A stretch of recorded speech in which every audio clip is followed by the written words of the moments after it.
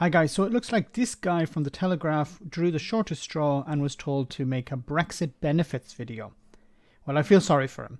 He has the task of climbing Mount Everest backwards with both legs tied behind his back, but here we have it. The benefits of Brexit presented to you by the pro-Tory, pro-Brexit Telegraph.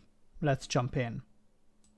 It's pretty easy at the moment as we approach the first anniversary of the Brexit trade deal to claim that the Brexit project has been a failure. Many pessimists do, but they're not right.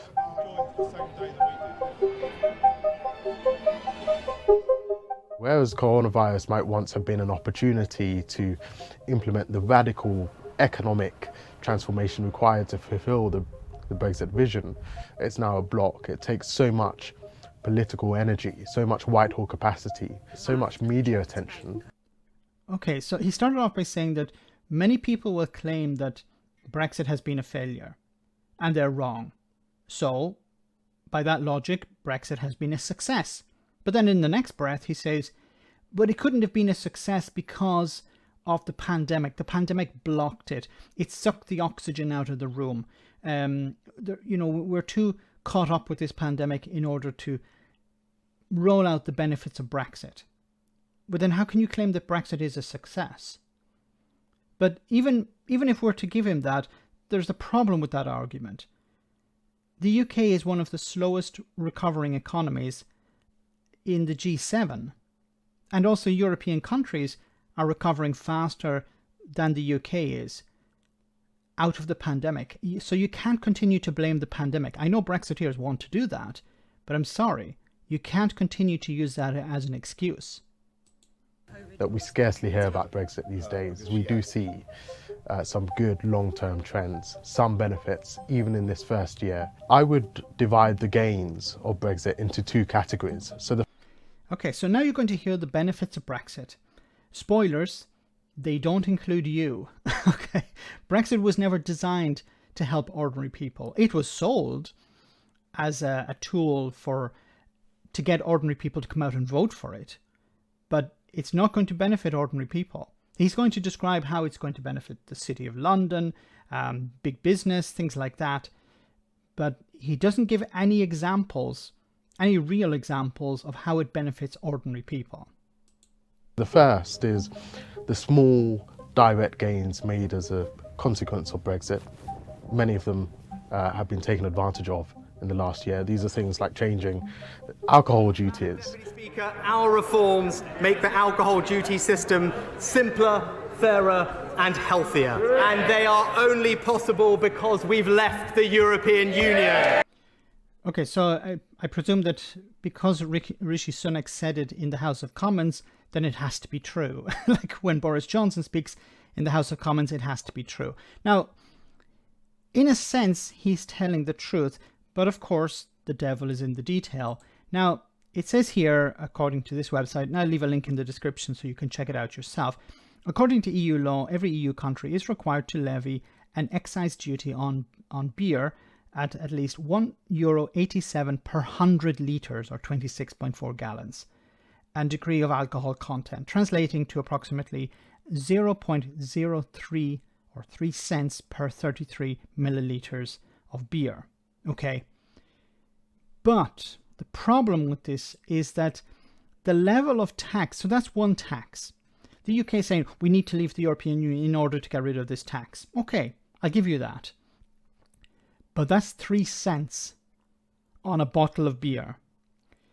The UK has one of the highest rates of tax. So you could get rid of the 3 cents, but it's not going to really have an impact.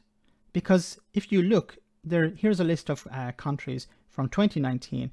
The level of tax on beer, you can see here, Finland is the highest, Ireland, the United Kingdom, then we have Sweden, and then we go all the way down to, for example, Germany, Luxembourg, Bulgaria, Romania. Like, for example, Germany here has a much lower level of tax on beer than the United Kingdom has. So even leaving the European Union, removing this tax, will have pretty much no impact on the actual price of beer. Misleading the public here. Well, then that's what Brexiteers do. Changing GDPR, cookies regulations, the low-hanging fruit, these silly bits of red tape that we can... Silly bits of red tape. So I presume this guy doesn't care about his data being sold off to American companies, because that's something that the European Union actually care about. You know, Brexiteers don't care about people's data, private data, medical data being sold to private American companies. I care about that. I would prefer the data to be handed over to the government, but not to private companies. I know, you know, because we're online, private companies have access to our data, but I like it controlled. The British government are not going to look after people's data. And by leaving the European Union, it seems that's, you know, look, we're talking about the Tories who are selling off the NHS here, okay? They're not going to care about people's data. We can pull off almost immediately. But the area we should be focusing on most is this grey area where you have the long-term gains. Because a lot of these gains, the pessimists would say, could have been made while we were in the European Union. But the truth is that it is only due to the political environment created by Brexit that we've been able to take advantage of them. So these are things like AUKUS that... So this is an agreement with the United States and Australia about strategic alliances in the Pacific. How does this help ordinary people in Britain? How does this help Jane, who's trying to pay her gas bill, or Paul, who's worried about whether he can get his kids to school and buy them a school uniform, or whether he'll have to go to the food bank? How does this help these people? Like, he's talking about things that are completely disconnected from ordinary people. And this is a dispute. This recently was a dispute between the EU, France, and the United States, including Britain. Once again, how does this benefit ordinary people in the UK? That very advanced military pact with Australia and the United States, which is going to provide a foundation for Britain to build a presence in the Indo-Pacific. Once again, how is this a benefit for ordinary people? Well, look, we have aircraft carriers on the other side of the planet. That's wonderful. Okay, do I need to go to a food bank this week? Do I have to wait another week for my universal credit? This is what Brexiteers are selling the public. The most contentious, soon to be, I think, most powerful region in the world. Now, this could not have happened without us basically usurping a French submarine deal. And the desperation here. Look, I know that you're worried about your gas bill, but forget about that. Remember, we got one over on the French when it came to building submarines. Sorry, what? Yeah. Forget about your gas bill. Forget about going to the food bank. That's not important. What's important is we got one over on the French. See? Patriotism. While that could have happened while we were in the European Union, Whitehall, Downing Street would never have dared to, frankly, be so confrontational with a fellow EU member in that way if we were relying on France to push through our agenda in Brussels. The other thing is the City of London, which is now doubling down on its international, non-European status. Now, the City of London is going to, and I've covered this before on the channel, the City of London is still going to be a very important centre for business, for finance, for some parts of finance, aspects of finance, but not for all. And we've seen over the last 12 months, and even since 2016, how many companies are moving operations out of the City of London. British companies are setting up in European centres.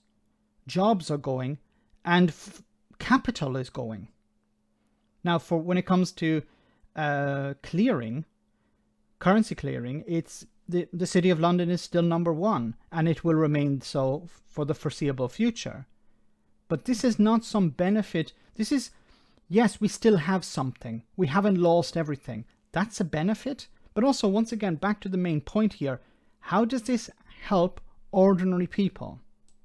It is pushing ahead, making itself the dominant centre for yuan clearing, which with the rise of China is increasingly important. It is changing regulations to focus on SPACs, these massive acquisitions. Go to the people in the food bank and say, yes, look, SPACs, look, we're dealing more in SPACs. They'll be like, what the hell are SPACs? And I'm asking, what the hell are SPACs? And how the hell do SPACs help ordinary people?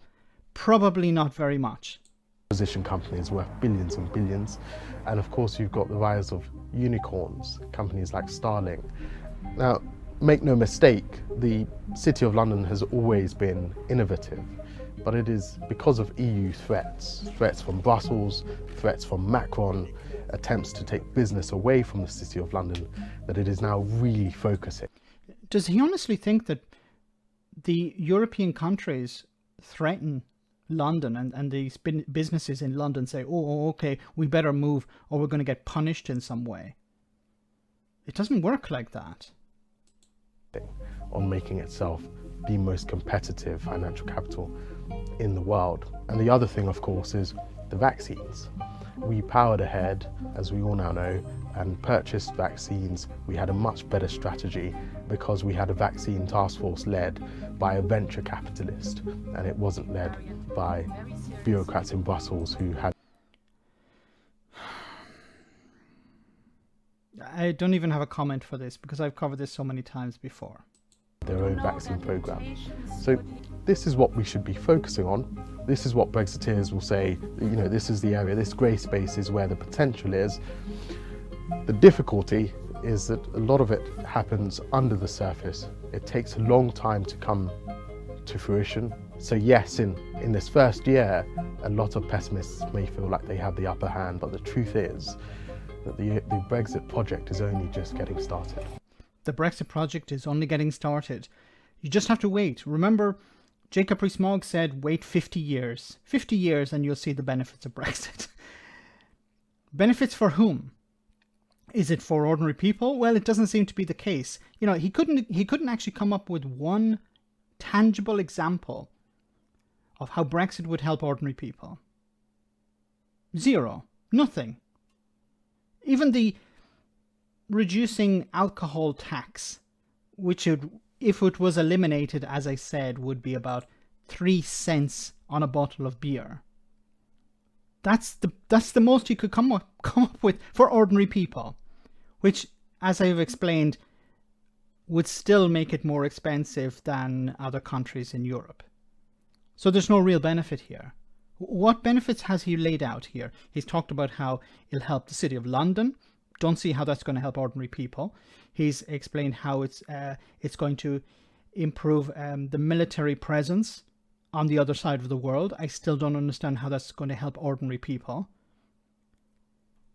There's nothing here for ordinary people because Brexit was not designed to help ordinary people. It never was. That was never its goal. It was the people selling it, of course, sold it as, yes, it's going to help the average person on the street. But it never was going to do that. Let me know in the comment section, guys, what you think about all of this. As always, your comments are greatly appreciated. Thanks a lot.